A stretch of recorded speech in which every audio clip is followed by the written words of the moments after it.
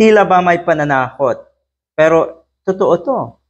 Ito ay nangyayari na. Nakikita na po natin ngayon ang reaction ng mga kababayan natin. Ang reaction ng taong bayan. Totoo na mahaba ang pasensya ng taong bayan. Pero lahat ng yan may hangganan.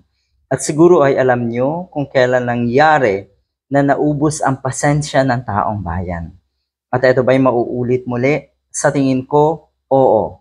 Sa tingin ko, sa nakikita natin panggagago, pang-aabuso, at pambabastos ng mga pro-Duterte senators sa pamumuno ni Jesus Escudero, nako, sa kangkungan kayong lahat pupulutin. Dahil ang totoong power ay nasa taong bayan pa rin. Malaman ang binitawang salita ni former Senator Leila de Lima. Sabi niya dito, the last time those in power tried to bury the truth through procedural maneuverings, it ended in their downfall. That was the lesson then. Alam niyo siguro ang tinutukoy niya. This will be the reckoning now. Yan po ang pahayag ni former Senator Leila de Lima. Babagsak kayong lahat.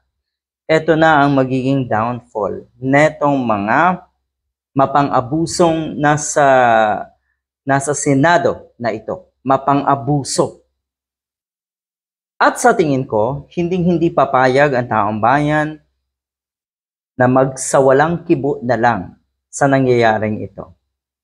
Ilan nga, 9 out of 10 Filipinos ay gustong ituloy ang impeachment trial.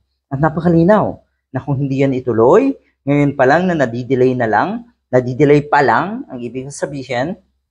Pero ayan, at umaalma na po, pinapalaga na po ng taong bayan. At siguradong makikita natin yan sa June 9 sa harapan ng Senado. Matitikman niyo po ang hindi galit matitikman niyo po ang lakas at puwersa ng mga taong nasa katinoan, nag-iisip ng tama at may prinsipyo.